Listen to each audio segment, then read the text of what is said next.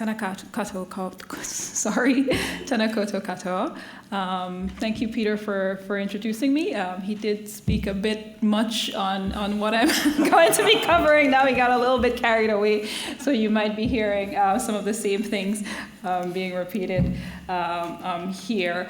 So he introduced the Auckland Unlimited project that we're currently working on. So we're working on the future of Auckland, where we'll see Auckland in 20, 30, 40 years down the line. So thinking more in strategic terms of ways to go forward. And we're aptly titling it Accelerating Auckland. So we're trying to provide ambitious but realistic options to suggest pathways for an innovative, a livable, and sustainable future for Auckland moving forward. And with the theme of what's happening this evening, seeing beyond the disease, of course, means recognizing the consequences of COVID, which is likely to be long-term, and we need to think about that as we think about Auckland's future going forward. So this is what a lot of what was in this actual provocation that was produced last year, rethinking our future, COVID-19 as a catalyst for innovation. And a lot of what this covered was focusing on the recovery from the pandemic, and looking broadly at New Zealand and considering ways to advance the economy's economic, social, cultural, environmental well-being going forward. And so it's very broad, and what we're working on, the project that we're working on, is going to cover a lot of different domains. But this evening I'm going to focus mostly on the agglomeration effects and innovation and in thinking of ways to move forward. So I'm going to start with the agglomeration effect, and Peter covered some of this in his last bit of the speech here. So cities exist because they are productive.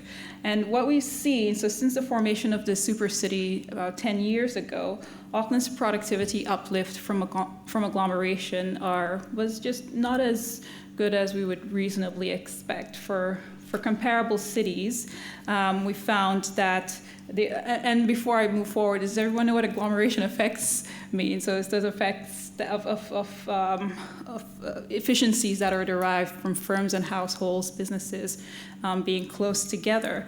And that's why so many cities around the world are productive.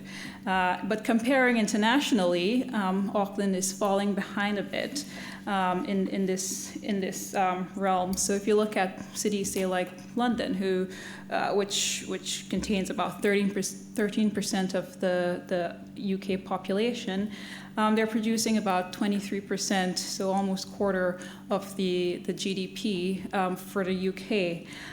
Copenhagen is another example. So it's about a third of the Danish population, so about more than 40% of the GDP comes from Copenhagen. And we're not seeing that here in Auckland. And as Peter mentioned, of course, this sort of has led Wellington to believe that the agglomeration effect is not meaningful for New Zealand. But that being said, by some measures, Auckland is already more productive than other parts of New Zealand. It is the primary city in New Zealand. But the city's low efficiency compared to other global cities, as I said, has led to sort of deny that importance of agglomeration. And I think what we need going forward is to not just toss it aside, but think about why that is, and think about ways to actually create agglomeration effects moving forward.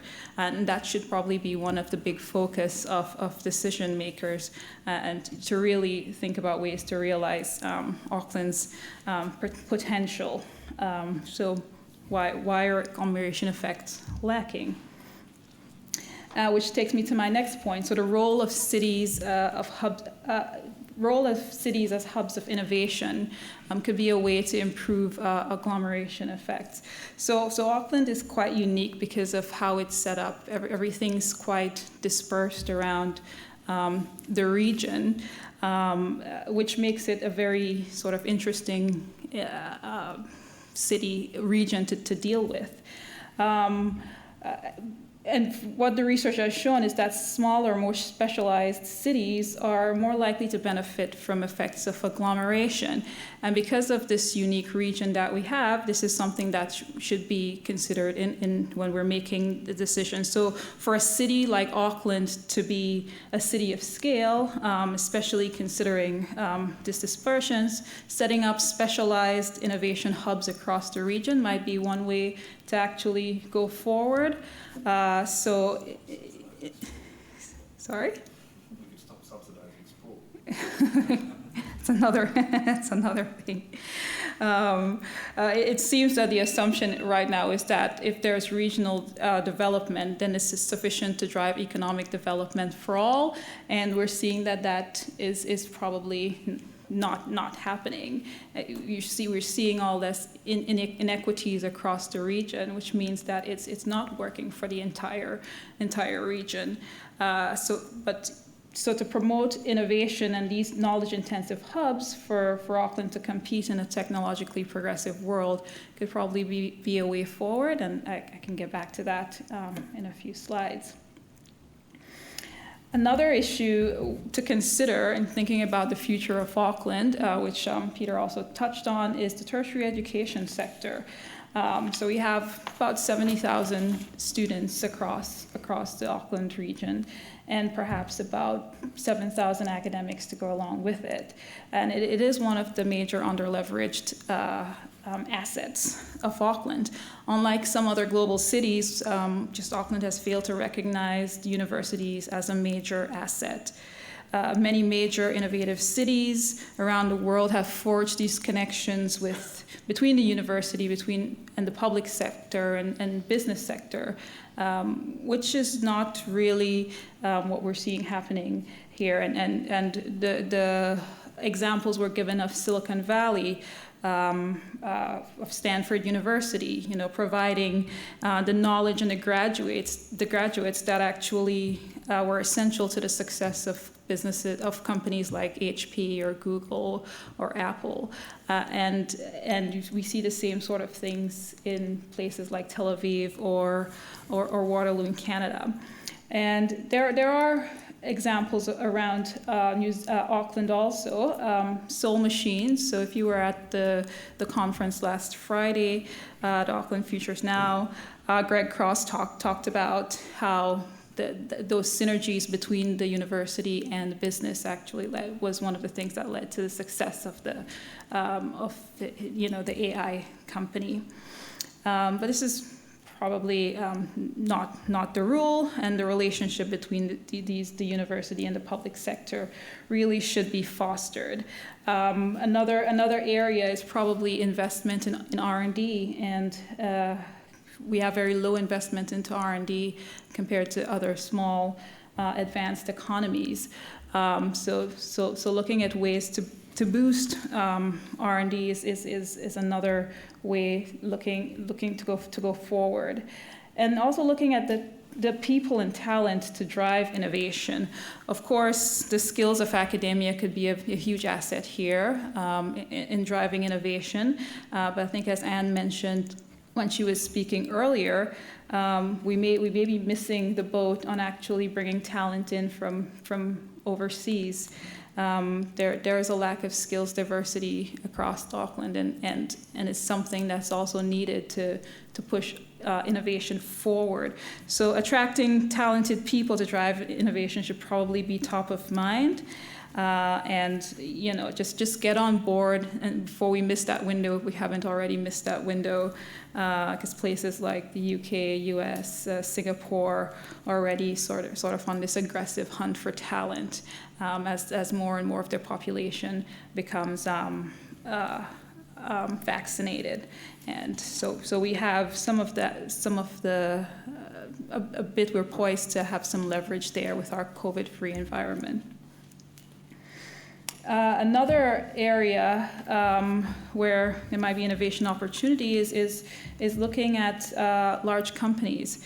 Large companies are a basis for global success, and there are very few in Auckland, and the ones that do exist probably have they probably are just branch offices of companies, of Australian companies or other foreign companies. So with little real innovation role to leverage off of and to create the innovation systems that we really need if we're looking at a smart city in the future. And so the reality is, to become a magnet for innovation, we need some bold incentives. Because we're competing with places like Sydney and Melbourne and Singapore. So providing these incentives to help boost R&D within Auckland is probably another way that we could think of going forward. Which brings us back to the precinct opportunity and challenge, as was mentioned earlier. So an innovation strategy that deliberately fosters intensive hubs, knowledge-intensive hubs, is probably needed to compete in a technologically progressive world. So Peter spoke about the hub and spoke model with clear identities across the region is something that we can probably look into. And with this, as you were saying, you know, West Auckland could be our Hollywood, or South Auckland, you know, are filled up with a lot of cultural diversity and innovation, and these are assets that can be leveraged for a better future. So why not build, you know, institutes in these areas to actually develop the skill sets that are part of these regions, and develop these hubs all across the Auckland region. And could be a way to actually go forward. And there are many benefits that could come along with such a model. Of course, the first one is you're able to develop skill sets of the people there, and this will also attract more investment. If there's already investment into these places,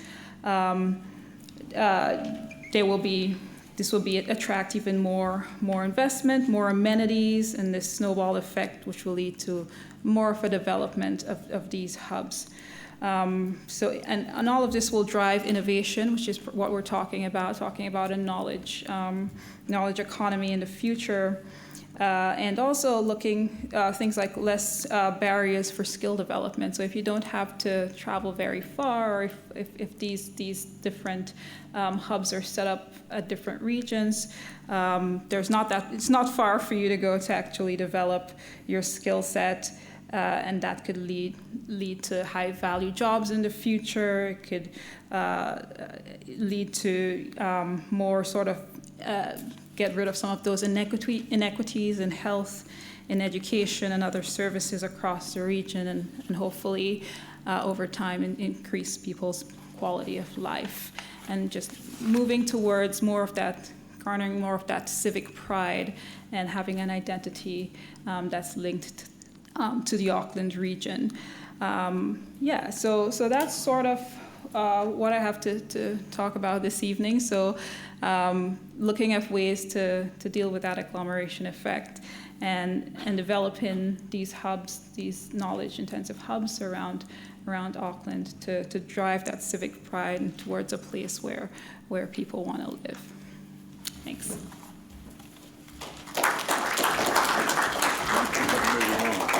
We could do questions, yeah? No. Or you want us to do some more? Yeah, we'll finish off. Do what we're told. Who's in charge here?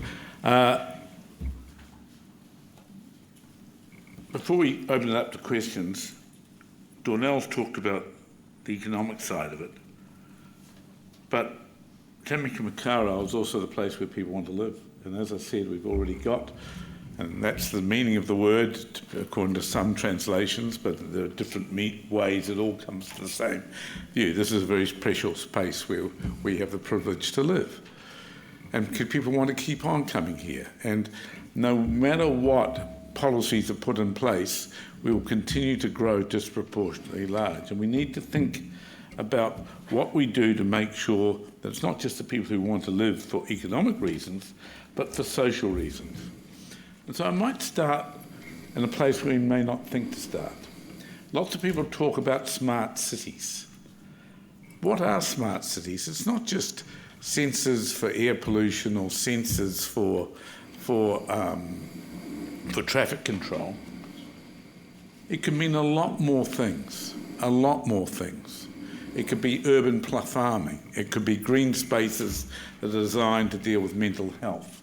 It could be about greater use of autonomous vehicles. It could be many other things. There are in England now footpaths which actually generate energy when you walk on them. There are many ways in which we could turn this city in a very different way into being an edgy, future-focused city. Some of them, the economics of it needs to be worked through, admittedly. But why do we keep on building transport systems designed using 1980s technology rather than transport systems designed for 2040? When by the time we put them in place, they'll be 60-year-old technologies. Why should we not be thinking now about things like autonomous vehicles to manage transport, to move people through the city faster, etc., etc.? There are many ways we could think about it that are different.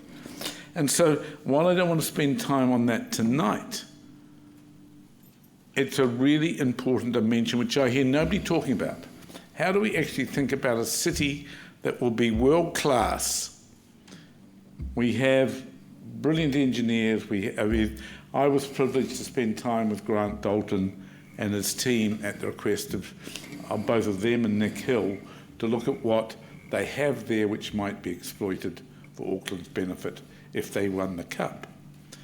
Some of the work they've done on AI, human interfaces between machines and individuals using AI, is beyond belief.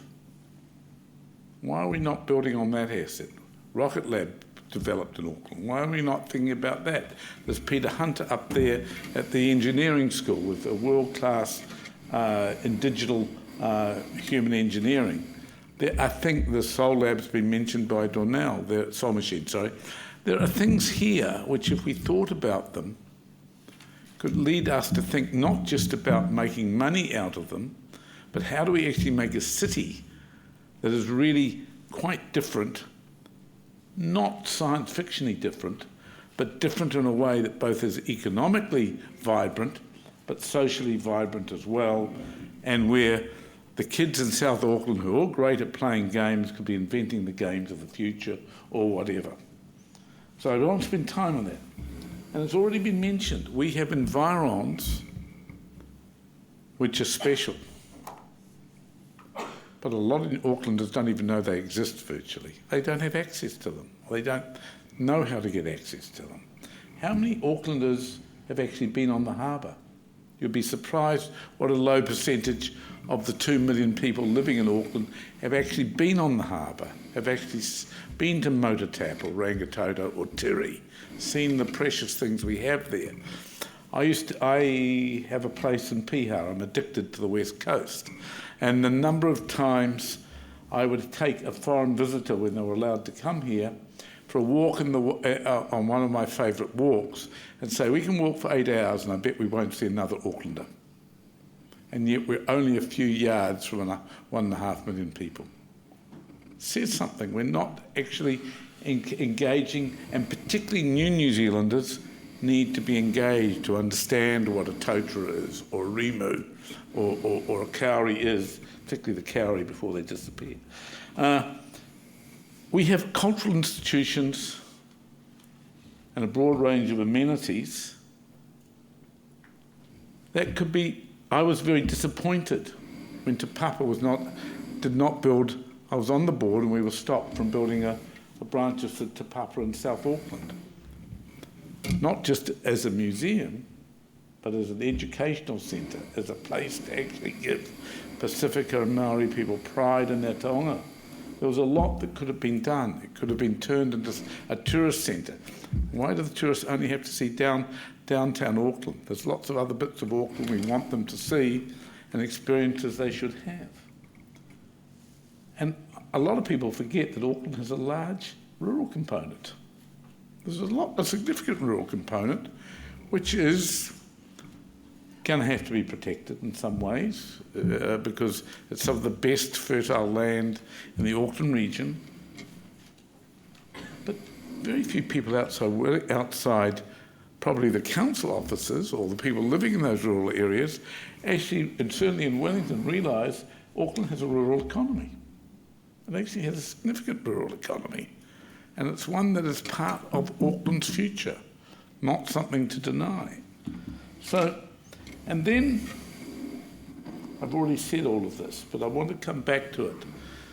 Diversity is our strength, not our weakness. Some people see it as just a giant social challenge, but the social challenges have to be confronted, addressed, health, education, etc., jobs.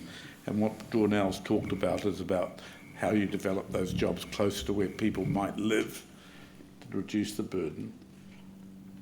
But the most valuable thing I learnt when when the Christchurch earthquake happened, I was charged with thinking about how people responded to the earthquake. And I did a lot of work for the government on thinking about that, and came up with a line which has been quoted in Christchurch repeatedly ever since. And recovery is only there when people feel empowered to be back in control of their own lives.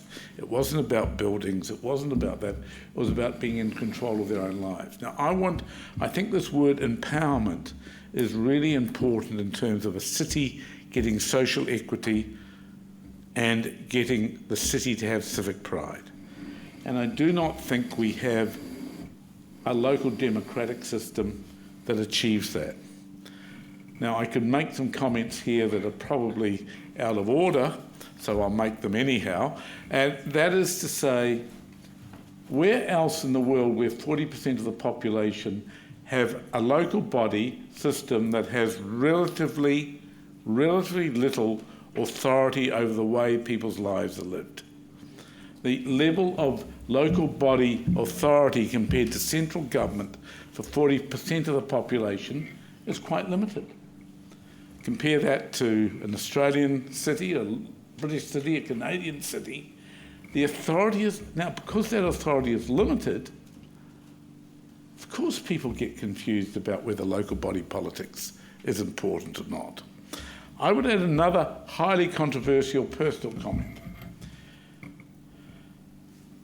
Why do we have political parties? We have political parties because they form consensus between individuals of somewhat disparate worldviews, but under some broad umbrella, so that when people vote for National or ACT or Labour or Greens or Māori Party, they're buying into some sort of worldview package.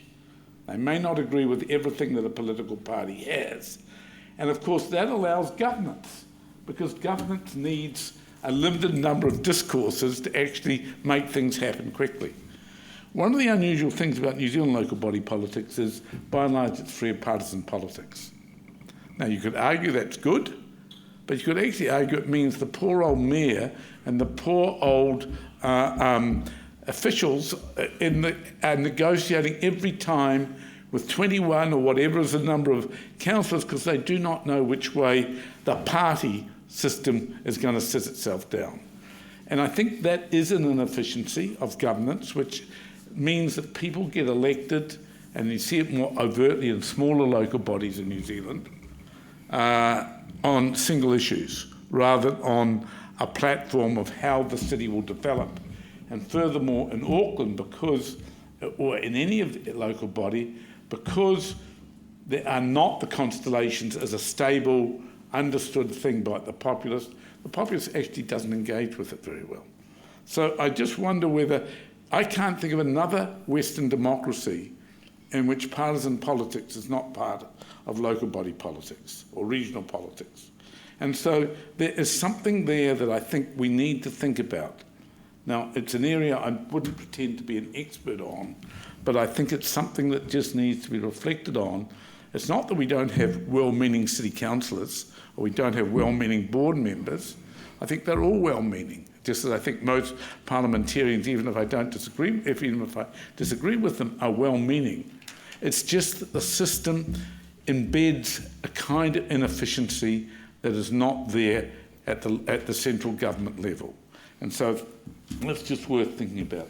So we're going to stop there, just with that little, but I think there are other aspects of democracy to talk about. The use of digital democracy, the use of various forms of deliberative citizens fora, for example. Should we have a citizens' assembly to deal with some, or citizens' jury to deal with some issues that are very values laden? There are many different experiments in deliberative democracy or participatory democracy that are done overseas to deal with issues that New Zealand does not deal with well. And I could see some of the issues that council and council officers have dealt with over the years, which have been very contentious, may have been well advanced by having a citizens' assembly. It's not for everything. It certainly doesn't displace the role of the normative electoral processes, but when there are very contentious issues, it is a way of getting greater buy-in to solutions that need to be found, particularly if there's a high values component to them. And Auckland has its share of contentious issues and a lousy rugby team.